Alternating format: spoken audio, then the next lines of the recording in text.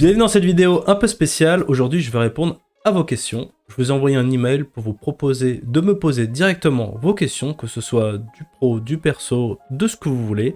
Et ben, je réponds à toutes vos questions tout de suite.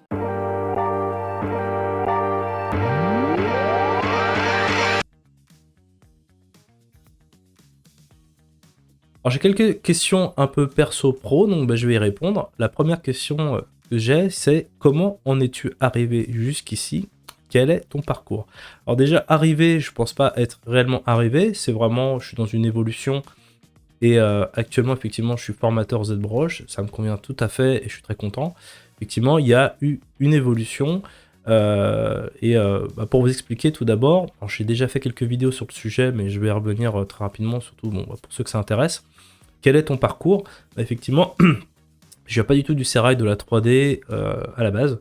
Moi, je suis graphiste et plus communément, j'étais créatif en publicité dans mes premières années, donc les 6 premières années où j'ai commencé à travailler. J'ai fait une école de pub avant et j'étais créatif, donc c'était de la direction artistique. C'était dans les faits, on était logiquement payé pour imaginer des campagnes de pub et les réaliser et du coup faire travailler des photographes, des illustrateurs, voilà, tout ce qui se passe là. En vrai, surtout que j'étais junior, mon quotidien ne ressemblait pas vraiment à ça, c'était plutôt être assis derrière un ordinateur 10 heures par jour, à faire des photomontages pas génial, et à faire des maquettes, et à faire de la déclinaison de publicités existantes. Donc c'était pas hyper épanouissant, pourtant je suis allé dans des grosses agences.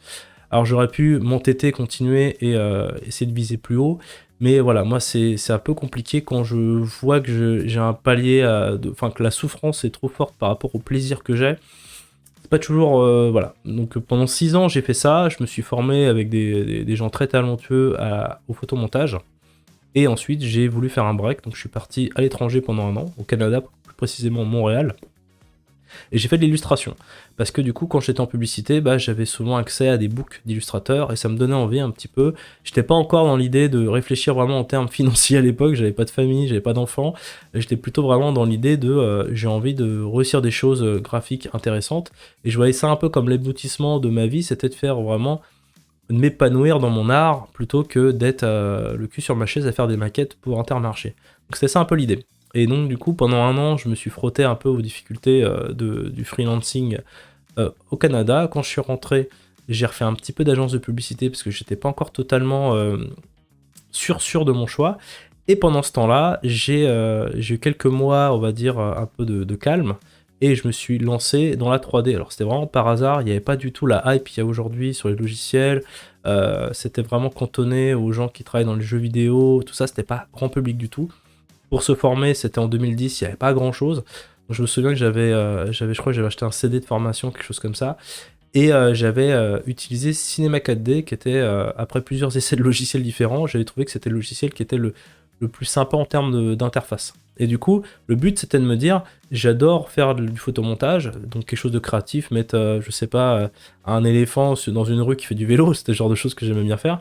Mais je me disais, voilà, l'éléphant, je vais galérer à trouver des photos, j'aimerais bien le sculpter, le modéliser, ce serait plus simple. Et donc du coup, la 3D est arrivée pour enrichir mes créations. Et puis petit à petit, je me suis rendu compte que c'était un axe différenciant d'autres personnes qui se contentaient d'utiliser des photos, des images sur internet et puis de les trafiquer. Et donc petit à petit, en prenant du plaisir avec la 3D, en m'améliorant, j'ai senti qu'il y avait un potentiel, et c'est comme ça que je me suis mis en freelance pendant 6-7 ans. Et pendant 6-7 ans, j'étais freelance, donc j'ai pu voyager grâce à ça, donc j'ai travaillé notamment en Australie. J'aurais pu aussi partir en Angleterre et aux Pays-Bas, je crois que j'avais aussi des offres, donc il y avait des choses assez sympas à mettre en place. Mais à cette époque-là, le frein que j'ai eu, c'est que je me suis vraiment enfermé chez moi à travailler énormément. Et les clients, c'était limite pas ma priorité, c'était de m'améliorer, je visais en fait à devenir davantage artiste que à manger, en fait à croûter. Et ça m'a vraiment posé des problèmes, c'était que j'étais pas dans on parle maintenant de mindset, c'est que j'avais pas le bon état d'esprit, c'est-à-dire que l'argent, j'étais vraiment, pour moi c'était pas le critère numéro 1, c'était vraiment je veux briller, je veux faire des choses dont je sois fier, je veux imprimer, je vais dans des galeries d'art, enfin j'étais dans un délire vraiment artiste. Et je me suis rendu compte qu'au bout d'un moment, ça devenait un peu une impasse. Parce que en voulant être un peu avec des œillères sur sa tête et à travailler sans relâche et pas regarder le monde autour, de pas réseauter, de pas faire plein de choses, bah en fait on se coupe de pas mal de choses. Et surtout, bah à un moment donné, il faut un équilibre entre l'argent et les projets. Et moi j'étais vraiment contre tout ça, je voulais vraiment que du plaisir, je voulais faire que ce que j'aimais faire. Et bah ça a piqué à un moment donné parce qu'effectivement c'était compliqué d'arriver à vivre artistiquement et en même temps gagner de l'argent. Et j'étais très mauvais commercial, je m'intéressais pas du tout, je savais pas comment promouvoir ce qu'il fallait que je fasse. Donc ça a été traversé un peu compliqué, c'est-à-dire que d'un côté j'ai eu des super projets, donc j'en ai fait des vidéos, où de loin en fait quand on regardait mon book on disait ouais le gars il fait des trucs super, et de l'autre côté bah en termes d'argent c'était compliqué. Et j'en suis arrivé à un point où en 2016 je suis allé faire une formation Gobelin pour me former au web, parce que je me rendais compte que la 3D, à moins d'être dans quelque chose, un cursus spécialisé, bah c'est compliqué. Moi j'étais pas vraiment du sérail, je me voyais pas aller travailler dans des boîtes de jeux vidéo ou dans de la production. J'avais des copains qui le faisaient, j'étais déjà allé voir en pub, et ça me rappelait tellement la pub à la base que j'allais pas me sentir hyper bien d'être avec 50 gars avec des ordinateurs et à faire le même truc. Je me suis dit, être un rouage, encore une fois, c'est pas ce qui me plaît. Mais d'un autre côté, il fallait que je trouve un endroit qui soit intéressant pour moi, où il y ait des opportunités économiques. Donc je me suis formé au design web. Donc, vu que j'étais déjà designer depuis pas mal de temps, je me suis dit bon bah je vais commencer comme ça. Et puis en aiguille, je sais pas pourquoi, je suis parti dans le développement web et je suis carrément devenu développeur Apple. Donc c'est-à-dire vraiment l'aboutissement du designer, c'était de devenir développeur. Donc j'ai fait ça pendant 2 ans. C'était intéressant, mais c'était vraiment très très matheux, très complexe pour moi. Mais après, économiquement, c'était hyper intéressant. Ça m'a permis en fait surtout de quitter l'Île-de-France pour aller m'installer dans l'Ouest. Et ça, c'était vraiment la première chose intéressante. J'ai pu ensuite être embauché comme salarié dans une entreprise qui finalement, en voyant mon CV en 1 mois, m'a dit mais tu voudrais pas être directeur artistique, on cherche quelqu'un. Et voilà, de fil en aiguille, je suis resté entre 4 et 5 ans dans cette entreprise, donc c'est ma dernière boîte où j'étais designer web. Et donc du coup j'ai pu apporter de la 3D, donc j'ai créé des stands géants, on a pu travailler pour de l'AR, de la VR, j'ai pu intégrer un peu de la 3D, mais c'était loin d'être ce que je faisais au jour le jour. Mais en tout cas j'arrivais à rester dans le design et voilà, de garder un pied en fait dans ce qui me plaisait. Donc j'ai fait ça. Effectivement, ça me manquait toujours la 3D, je pouvais pas vraiment pratiquer tous les jours. Et j'ai toujours cette fibre de créer, de faire de l'illustration. Et c'est pour ça que, et désolé je fais long, et un jour je me suis dit ce serait sympa si je pouvais proposer des formations. J'avais déjà essayé de faire un petit peu sur Cinema 4D, tout ça, j'avais fait des formats anglais où je trouvais ça un peu complexe à mettre en place. Et je me suis dit ce serait plus simple en fait que je me resserre sur un logiciel et vraiment voilà que je mette le paquet là-dessus, plutôt que d'avoir 4-5 logiciels et à chaque fois il y a des mises à jour, il y a des machins, je sais pas quoi vendre comme offre, il faudrait faire des parcours complexes entre Photoshop, Substance, Cinema 4D et compagnie. Donc je me suis dit ce serait plus simple en fait de faire un logiciel, il y a des formations Excel, il y a des formations Word, pourquoi je ferais pas une formation ZBrush? Surtout que dans tous les logiciels que j'utilisais, c'était celui avec lequel je prenais le plus de plaisir. Et c'est comme ça que je me suis dit, finalement, pourquoi je ferais pas du contenu là-dessus? Fil en aiguille, j'ai commencé des formations, j'ai commencé à m'y intéresser, et c'est comme ça que j'ai créé du coup mon site internet, puis ma chaîne YouTube, et que je me suis mis au YouTube game entre guillemets, et là je suis pas loin des 3000 abonnés, donc ça me fait super plaisir. Donc voilà un petit peu mon parcours accidenté, mais très kiffant, c'est-à-dire de se dire voilà, je me prends des gadins, je me remets en question assez régulièrement, mais je lâche pas l'affaire. Je me dis c'est pas grave s'il faut se reformer, s'il faut apprendre d'autres choses. C'est pas toujours évident tous les matins de se dire voilà, il va falloir encore remettre un peu d'énergie, tout ça, mais tant que j'ai la santé et l'envie de le faire, il n'y a pas de souci. Autre question, comment gagnes-tu ta vie? Alors effectivement, ça c'est une bonne question. C'est en fait, au tout début, j'ai vraiment fait j'ai mis le paquet sur les formations. Ce qui est très dur au début, c'est ce qu'il faut se rendre compte, c'est que quand vous achetez une formation, déjà vous passez par tout un tas d'étapes que vous ne rendez pas forcément compte, c'est que vous allez tomber peut-être sur ma chaîne YouTube.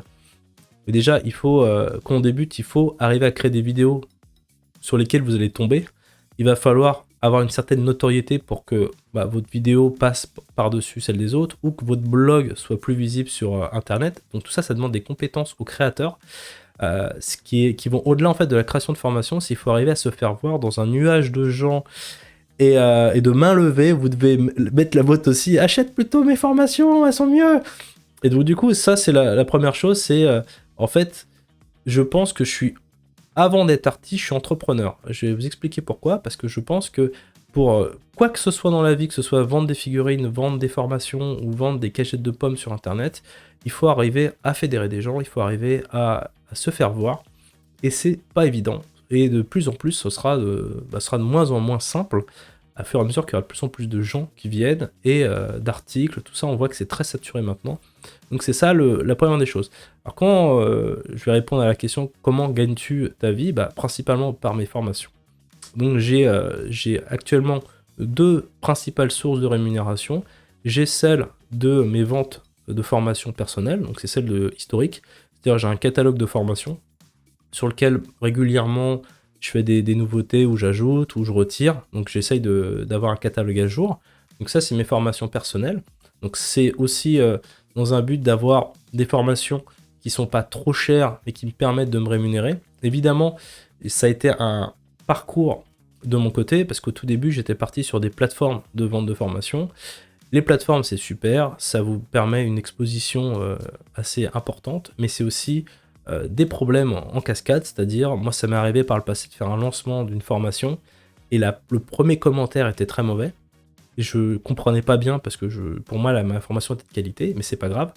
La personne m'a dézingué et tout de suite ma formation est partie dans le fond de la catégorie. Donc alors, ça peut être super pour descendre vos concurrents vers ça.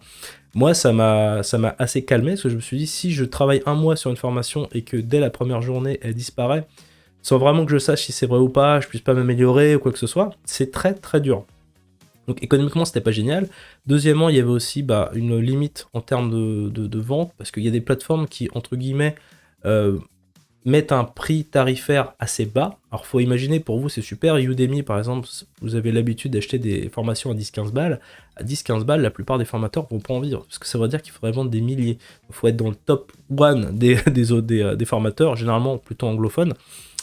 Et justement, faut pas se faire dézinguer dans les premiers commentaires, et faire un volume incroyable, faut faire de la pub, tout ça, enfin c'est un bordel sans nom. Je me suis dit, je ne me vois pas me lancer dans le commerce de gros, donc j'ai pris la voie la plus dure en plus, c'est de vendre mes formations en mon nom propre, moi-même, sans plateforme, parce que justement j'avais été échaudé.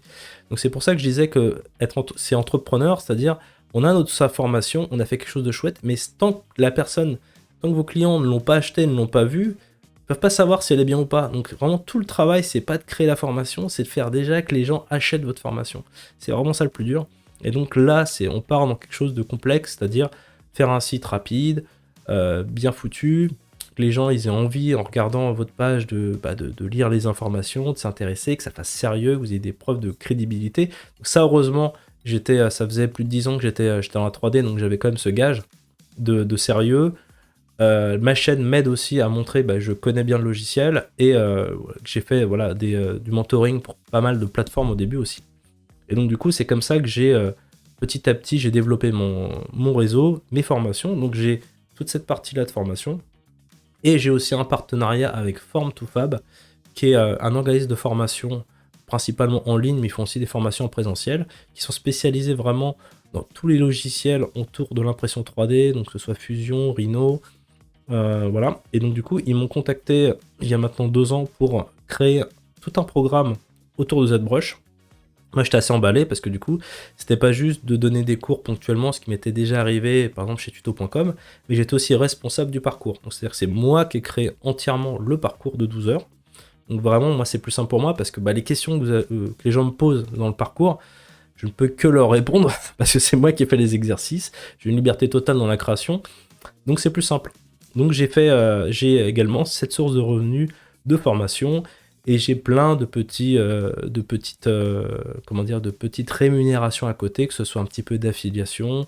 J'ai mis en place là cette année un petit peu d'affiliation aussi, comment ça s'appelle j'ai mis en place cette année de l'affiliation avec FlipNormals, dans les liens de description de ma vidéo, parce que j'aime bien leur formation. Même si c'est pas ce qui va me faire gagner vraiment beaucoup d'argent, je préfère vendre mes formations, c'est quand même plus simple. J'ai décliné effectivement différents concepts de formation.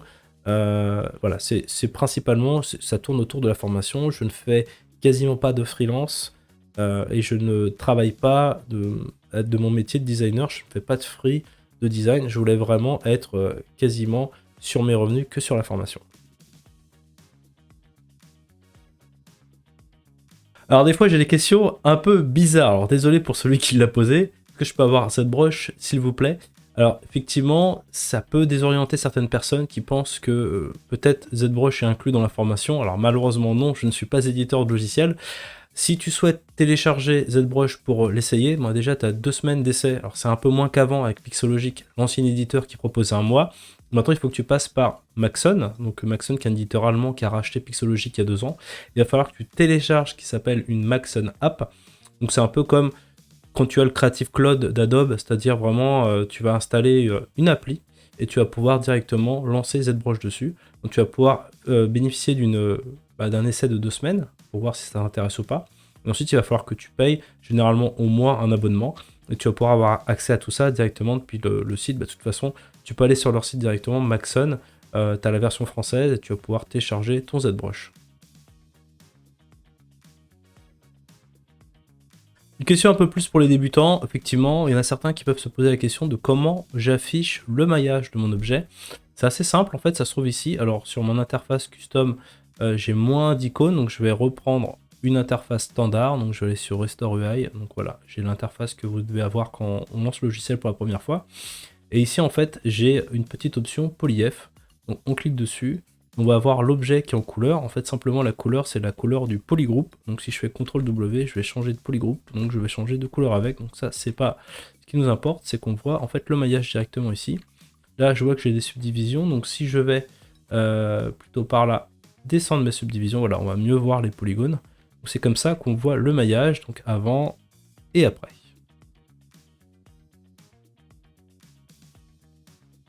Excellente question, est-ce qu'il y a une fonctionnalité pour que les subtools ne se rentrent pas dedans? Alors c'est une question en fait, c'est de savoir, à la base on est sur un modèle mathématique, on est sur un logiciel 3D, donc effectivement on va avoir des objets qu'on va pouvoir passer l'un dans l'autre. Là j'ai une question plus précise, c'est est-ce qu'il y a une possibilité pour qu'il y ait une sorte de collision et que les objets ne rentrent pas l'un dans l'autre? Eh ben oui, c'est possible.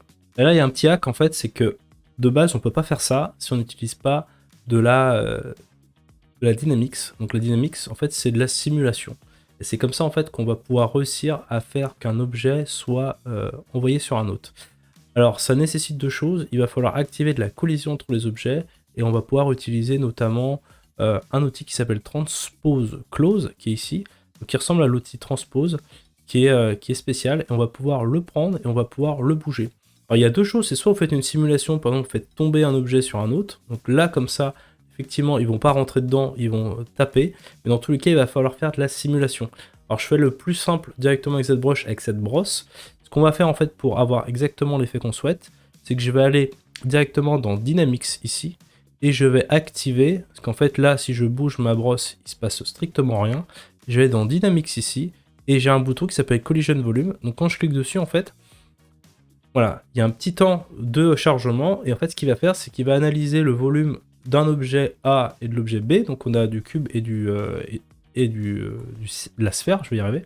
Et du coup, si je prends directement une poignée, là, la différence, voilà, on a plus quelque chose qui rentre dedans, on est vraiment totalement collé. Donc voilà, il n'y a pas un objet qui traverse un autre, c'est vraiment le cube qui va rentrer. Par contre, c'est un objet qui tape dans l'autre. Et si je veux également que la sphère soit déformée par rapport à mon cube, ben, je vais inverser ça. Donc en fait, ce que je vais faire, c'est que je vais prendre un outil transpose classique, pas avoir de déformation. Je vais monter ma sphère, par exemple ici. Je vais aller ensuite dans Dynamics, je vais faire je recalcule. Donc je clique sur recalque, je me mets ici, je reprends mon outil transpose close, et là je vais pouvoir à nouveau écraser ma sphère. Il n'y a pas de problème, ça marche nickel. Donc voilà comment on peut faire. Ensuite, j'ai une plainte.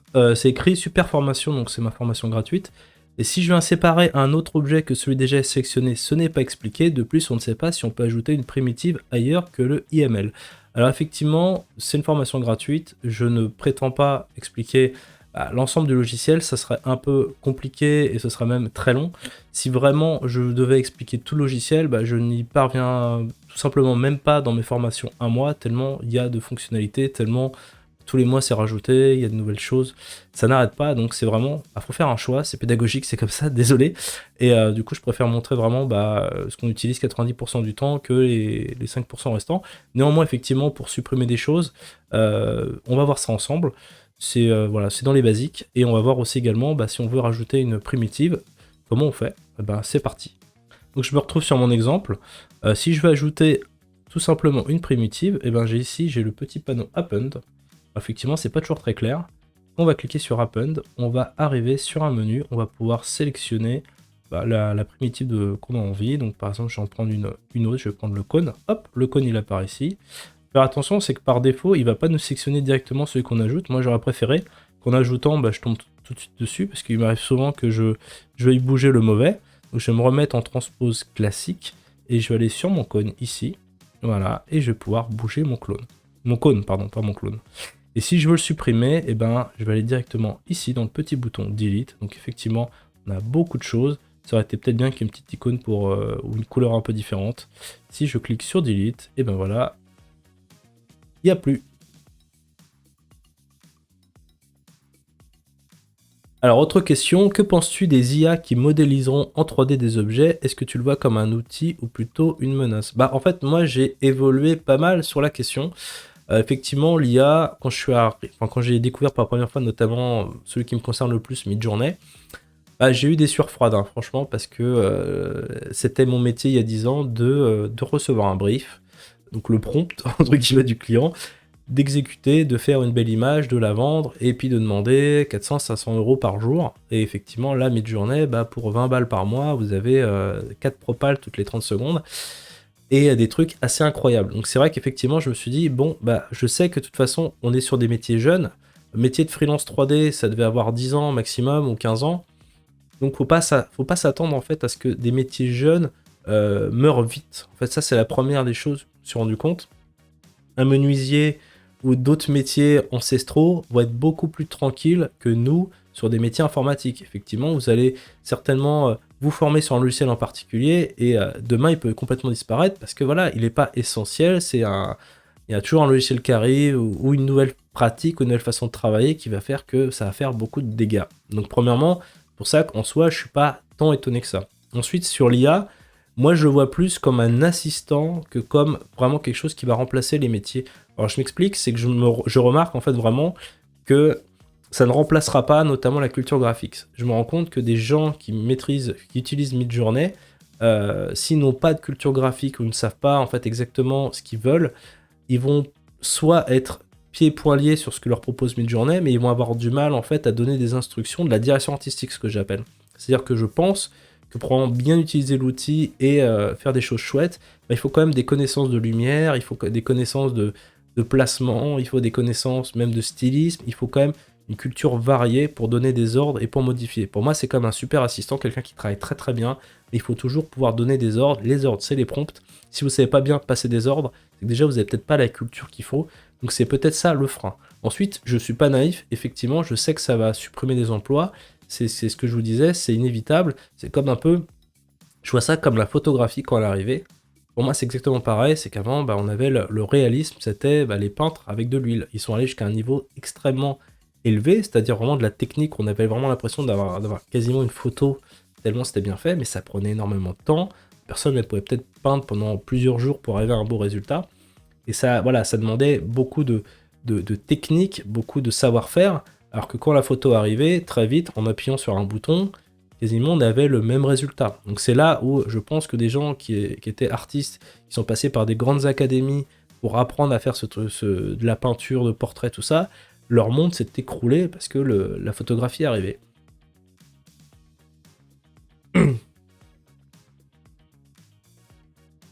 Et donc, effectivement, il y a un nouveau marché qui est arrivé, et finalement, peut-être que le marché de la photographie a dépassé celui du marché qui l'a remplacé, c'est-à-dire le marché de la peinture à l'huile. Parce que du coup, on a eu d'autres photographes, d'autres styles, des avancées, des avancées techniques, des styles, du photojournalisme, photographie de guerre, on a eu des portraits, on a énormément de choses.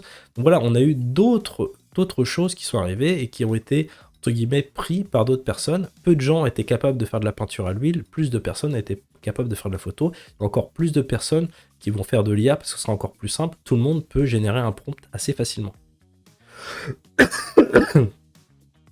Maintenant, si je parle de la 3D, et je réfléchis un petit peu, effectivement, ça va nous aider à modéliser plus rapidement. On n'y est pas encore. Je pense qu'on va se réveiller un matin et on va se prendre la grosse claque, comme ce qui s'est passé il n'y a pas longtemps avec la génération de vidéos d'OpenIA. Voilà, on sait que ça va arriver, qu'on est sur un point de bascule, donc il y a énormément de gens qui s'y attendent. Il y en a, comme moi, qui ont peur de ce passage, d'autres qui vont se frotter les mains. Je pars du principe, en fait, qu'il y a une peur générale des gens de se lancer dans les jeux... Ah, 3.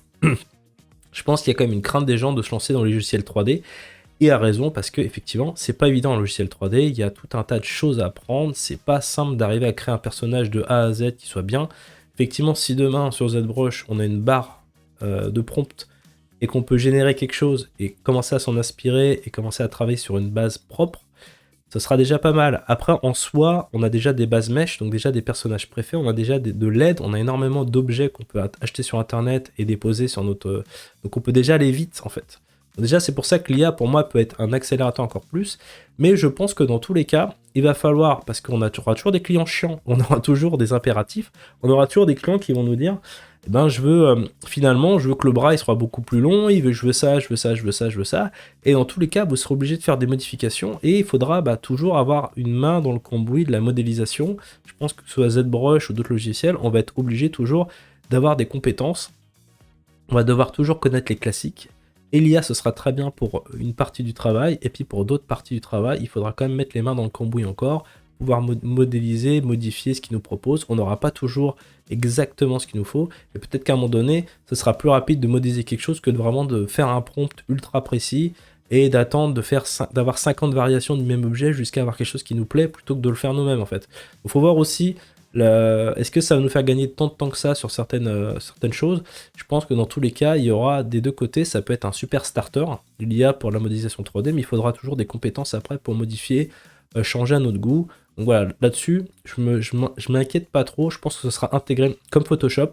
Bon, moi je pensais que Photoshop allait sauter franchement avec l'IA en me disant on va aller sur un truc, on va générer et puis basta, et en final, eux ils l'ont intégré eux-mêmes dans leurs propres retouches pour aller encore plus loin, utiliser les outils de retouche, mais en plus générer des choses dedans. Donc je trouve ça hyper malin, effectivement. Pour moi, l'IA, ça va pas remplacer forcément partout, ça va plutôt se greffer dans chaque logiciel et décupler les puissances. Donc c'est la puissance du logiciel, c'est pour ça que je trouve ça hyper intéressant. Bon, et puis il faut que je vous parle d'un projet un peu foufou que j'ai. En fait, je réfléchissais et je voyais souvent, les gens s'inscrivent sur ma formation gratuite ou mes formations payantes. Très souvent, les mêmes questions reviennent, nanana, nanana, j'arrive pas à faire ça, comment on fait ça, comment on fait ça, donc j'échange, ou des fois j'ai déjà des messages où j'ai répondu et les gens retrouvent les informations. Et je me suis dit, mais en fait, ce serait super d'avoir un livre qui récapitule tout ça. Alors je vous explique un peu, c'est que déjà, je me suis dit, est-ce que tu as le droit de faire un livre sur ZBrush? Parce qu'effectivement, il y a des droits, j'ai pas le droit forcément de citer ZBrush, donc j'ai envoyé un mail poli à Maxon qui m'a répondu. J'envoie ça au juriste, on vous répond. Bon, j'ai pas eu de nouvelles. Donc de toute façon, après, j'ai fait une vidéo qui était pas très cool à leur sujet, donc je sais pas s'ils vont vouloir vraiment m'aider. Mais en tout cas, sachez que j'y réfléchis franchement, parce que j'aimerais faire un bouquin qui soit pas forcément les bouquins que j'ai pu lire par le passé, où on va aller fonction par fonction, machin par machin, et ça va être un peu chiant à lire. Je me suis dit, j'ai plutôt envie de faire quelque chose de vraiment... le guide pour bien débuter, avec les choses à savoir faire directement, les principales fonctions expliquées, mais dans un ordre concret, de vous donner des guides en fonction de ce que vous voulez faire, si c'est pour l'impression 3D, si c'est pour l'illustration, voilà, de vous dire, voilà, tac, tac, tac, si c'est, je récupère un scan 3D et je veux l'améliorer, comment je fais. Et donc vraiment d'être plutôt sur quelque chose de pratique, plutôt qu'un guide avec un projet de A à Z, mais plutôt, voilà, sur quelque chose bien démarré sur les fondamentaux du logiciel, pas vous expliquer les 50 brosses, mais les 10 qui pour moi sont hyper intéressantes et pourquoi, et vraiment d'essayer de faire ça. Donc je réfléchis encore, c'est dans un coin de ma tête, j'ai jamais fait ça encore, mais je me suis dit que ça pourrait être hyper intéressant. Je vous ai envoyé du coup un message à ce sujet-là, j'ai eu des super retours positifs de gens qui étaient là, oh, on est hyper intéressé par ton projet, ce serait super que tu fasses un livre. Donc ça me donne en tout cas l'envie de le faire. Et donc je m'y intéresse, voilà, en tout cas c'est pour les projets sur le long terme, on va dire, de la chaîne.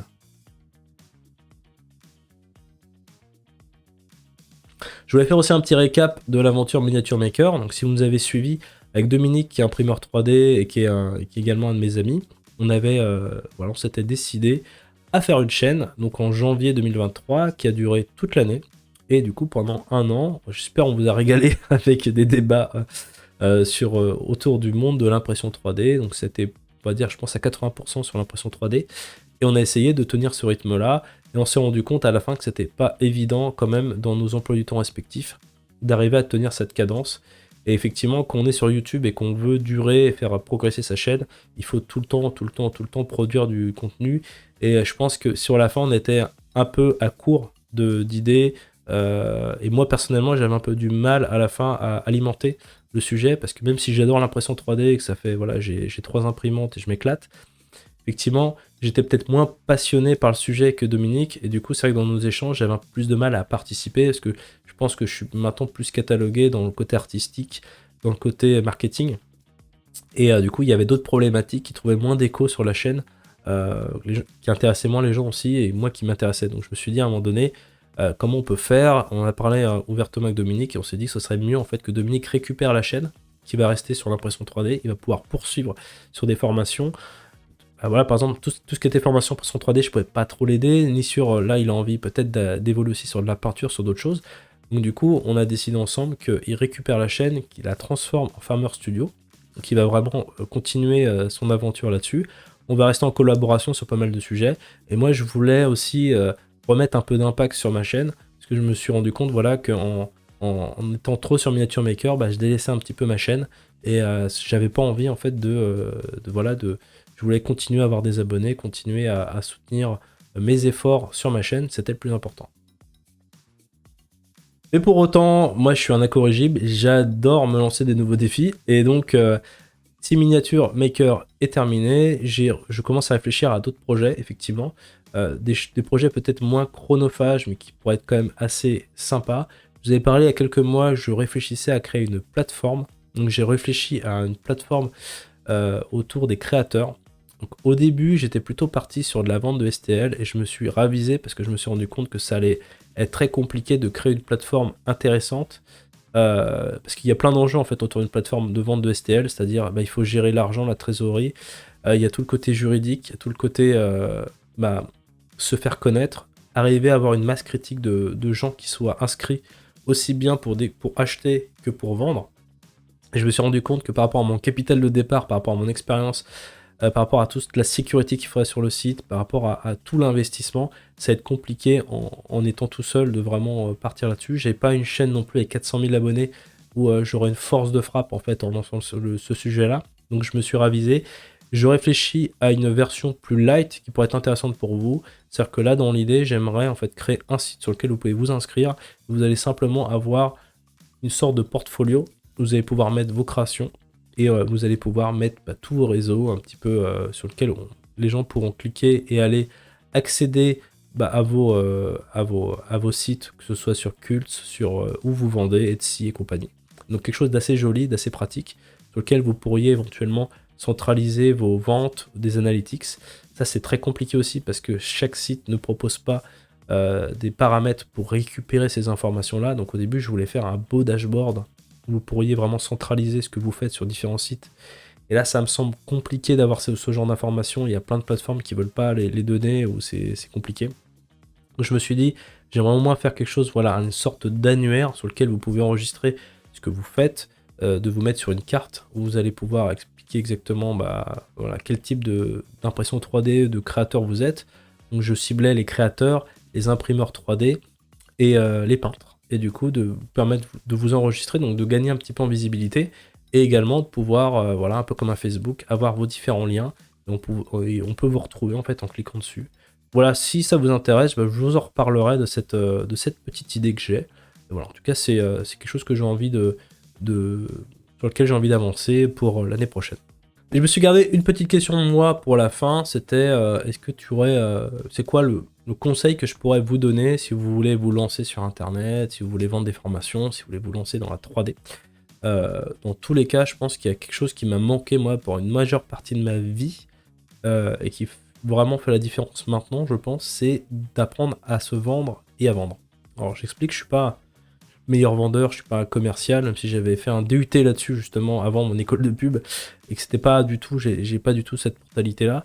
En fait, simplement, c'est de se dire que maintenant, c'est indispensable de savoir vendre ou de se vendre.